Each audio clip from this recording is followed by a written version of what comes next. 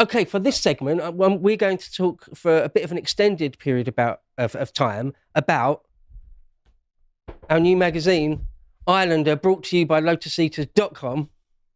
If you hadn't noticed, we've been shilling it a bit recently. Just a little bit. Trying to push it. But we're going to do a whole segment about it now. Now, I've said before that I only really like to promote things or push things if I genuinely like the thing. We did a little bit of paid advertising, didn't we, before? And my only thing I said to Carl is, don't make me do something I actually don't care about, like Shadow Legends or MeUndies. Don't make me shill MeUndies. I don't want to do that. But if it's something good, like Audible or something, I'll happily do it. Well, Islander, if you can, do go out and buy it. It would really help us, because once we got demonetized off YouTube, our margins are quite tight, actually. So not just the money side of things, which would be nice. You can get it on our website now. It's actually, I think, it really is good, because it's the idea of it. The concept is that it's supposed to be something in the real world which can make a difference. And, the idea of optimism and morale building and a bit of a white pill. So there's nothing in here, even though our stock in trade is really black pills, isn't it? This isn't. This is very, very deliberately is a conscious decision not to be that. Yeah, remember that there's this idea that on the internet, everything is permanent. I think in practice, not really. On the internet, and everything is transient. Yeah. Anything can be taken off the internet at any time. People can be deplatformed. Videos can vanish. And if nobody's done a backup of it, you're never going to find that again.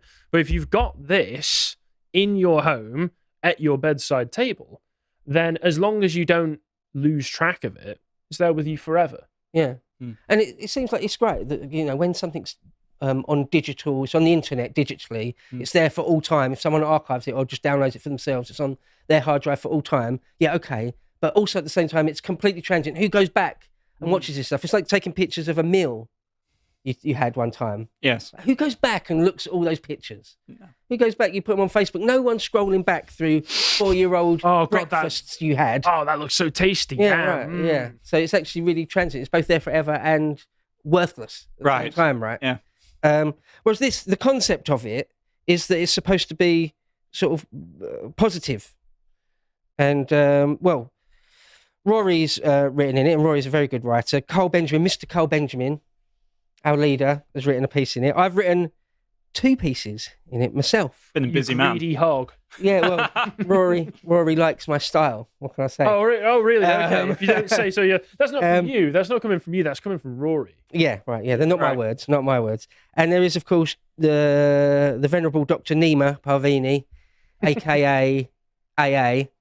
There's a good piece in there. He's a good writer. One in there. Shots fired. Only kidding. I love you, AA. Rorig Nationalist. He is very good, isn't he, Rorig Nationalist? You see him on Tucker that time. He was on Tucker, wasn't he? Yeah, he was. I think he was part of Tucker's Reclaiming Masculinity documentary or whatever it was. His takes are good.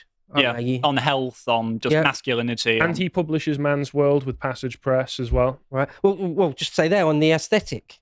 The aesthetic of it, I don't want to give it all away, otherwise people might not buy it, but the aesthetic of it is excellent.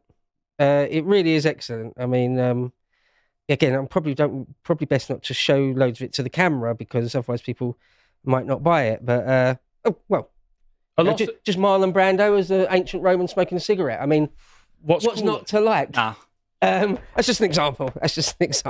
Well, without spoiling too much, do you want to give some of our viewers an idea of some of the content and themes that you touched on in one or both of your articles? Sure, because obviously there's lots of other articles. We've got Charles Hayward in here as well. We've got you, Luca, here.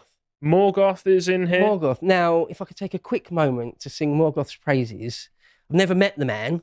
We've only very, very, very, very, very briefly interacted on Twitter once or twice. I've met him once, and I will say he's just as kind and amiable as you would expect. Well, what I would say is there's very, very few people who I've never really seen miss a beat. Yeah. I've very rarely, if ever, I think ever, seen a bad take from Morgoth, where I'm like, ooh, that was a dodgy take. I just don't agree. I can't see it. Pretty much never from Morgoth. So I won't go too far, because I'm a sycophant.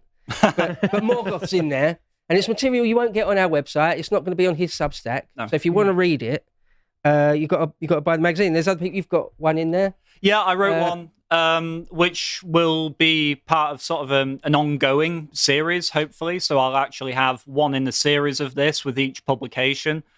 Just a little bit about it. It's I've started a series based on the works of Tolkien, J.R.R. Tolkien. I've always been a huge Lord of the Rings fan, but I wanted to, and don't get me wrong, I adore the Peter Jackson films. I think they're phenomenal adaptations, but I really wanted to get back to the heart of what Tolkien himself was trying to say in his books about morality, about heroism, about what is good, what is evil, and I wanted to explore that through several of his most complex characters. And so just to give you some sort of tease to get you going, this first piece I've done about is all about Boromir, Sean Bean's character from the films. You know, one does not simply walk into Mordor.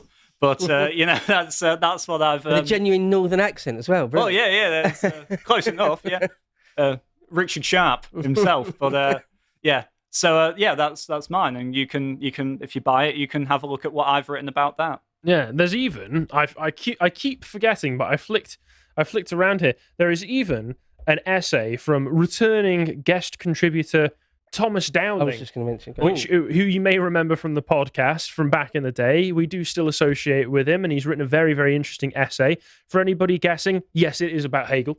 It couldn't be about anything else, but it's very, very high quality, as you would expect from this. And to be honest, he's a PhD. Yeah, of really course close to getting his doctorate, I believe. So. I believe he's on the doctorate program wherever he's going to right now. So yeah, he's doing some excellent work.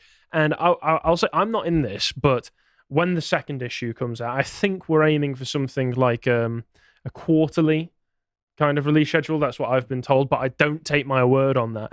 I'm getting a second article. I'm getting an article in the second issue, and I've already written it. It's already been edited. It's ready to go whenever we get that one out.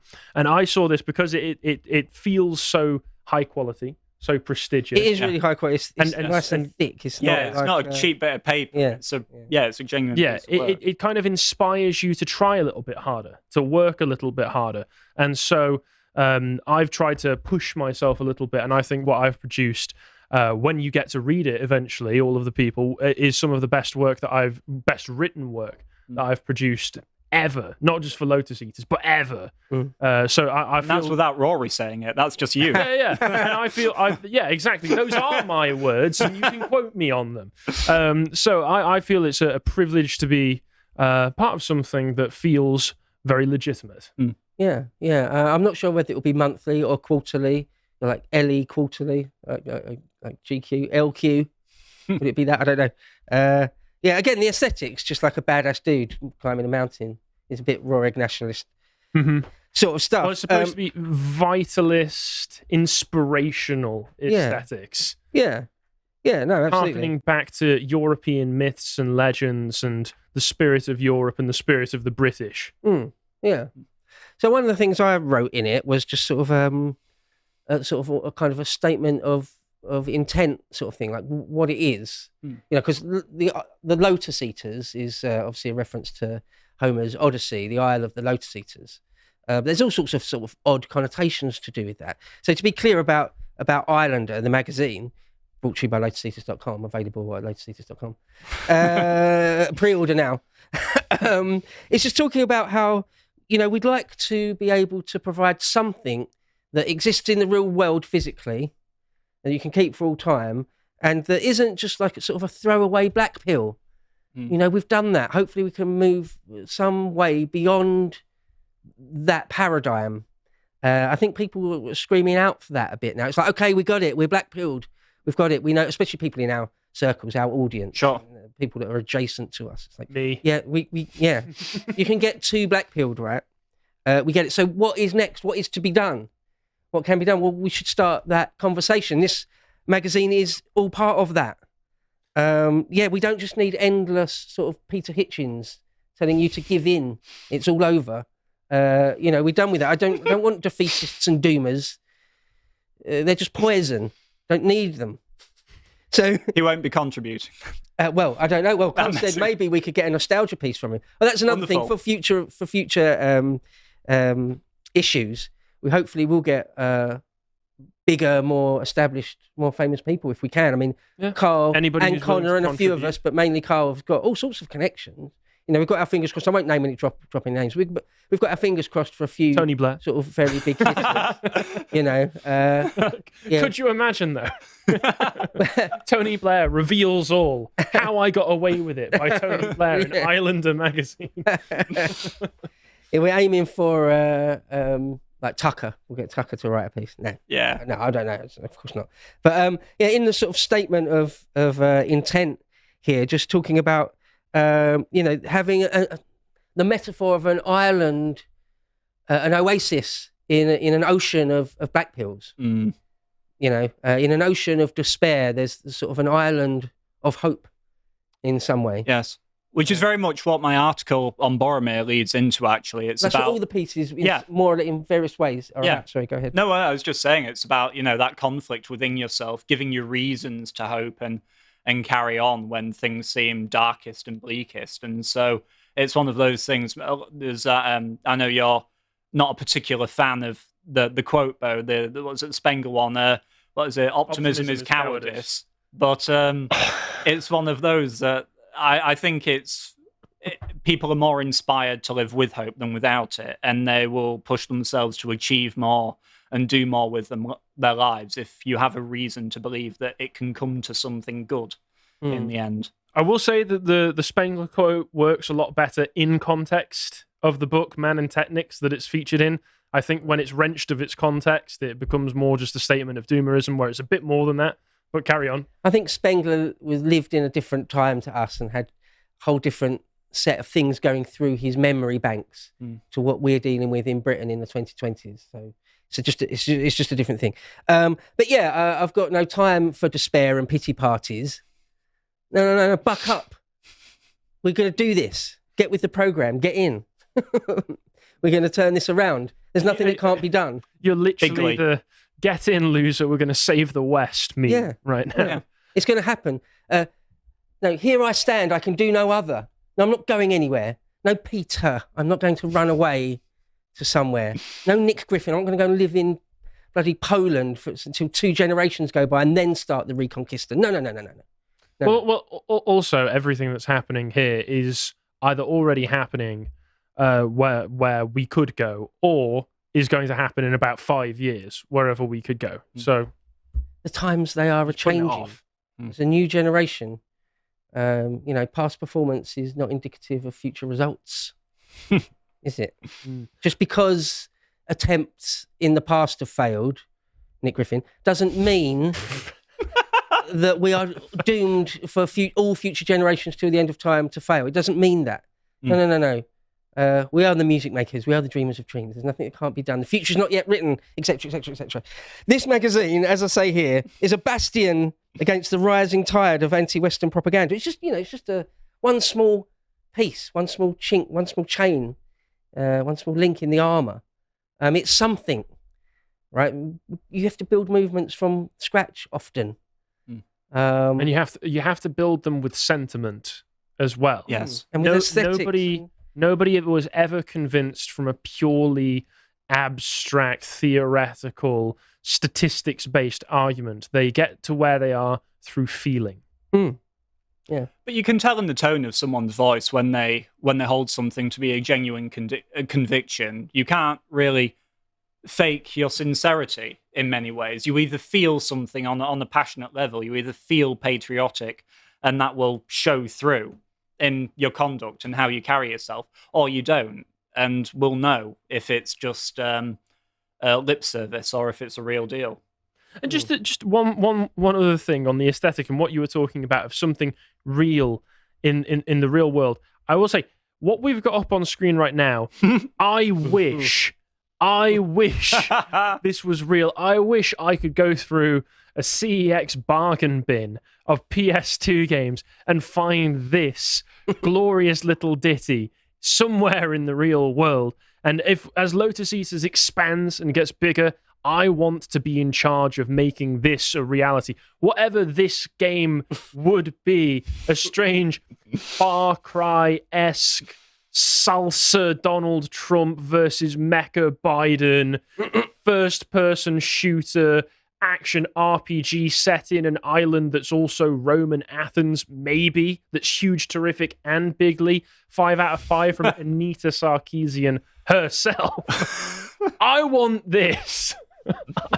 This needs to be a real thing.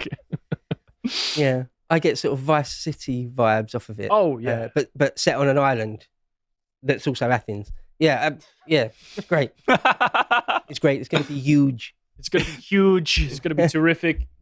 Never going to find anything like it anywhere else. Believe me, folks. Yeah. First time I saw this magazine, I thought it was great. I said I thought it was going to be great. It's great. Yeah. Yeah, just the idea of, don't give in, don't despair. There's no need for that. Don't panic. Don't panic. There's nothing. Captain Mannering. There's nothing that can't be turned around. There really isn't. And so, yeah, just that, don't submit. We're not going to submit. The idea of the Dunkirk spirit, the British throwing 2 fingers up in the face of seemingly insuperable odds. No, it's what we do. Is we fight against the odds. 1,000 years or more of glorious tradition, in that sense. There's no need to be a doomer. Stop doing it. It's weak. Stop being weak. I don't know if Rorig nationalists have said those exact words, but that's sort of his sentiment in all sorts of ways, isn't it? Well, make yourself stronger. Make yourself more vital. Make yourself more useful. That's kind of his vibe that I get from whenever I see him posting or whenever I see his writings. Eat loads of meat and raw eggs. I assume so. Pump some serious iron. There you go. Yeah. So become the strongest in your bloodline. Okay, so what's stopping you? What's stopping you right now? Literally, you can get cheap protein, you can get cheap food, you can get a cheap gym membership. Boom. Become the strongest, best version of yourself by buying Islander magazine, available at lotuseaters.com. There you go. I hope you appreciated that segment from the podcast of the Lotus Eaters. And if you want to see more of what we're up to, you can check out Common Sense Crusade, Calvin Robinson series on our website. And if you want to see what we're doing more generally, you can also follow us on Twitter.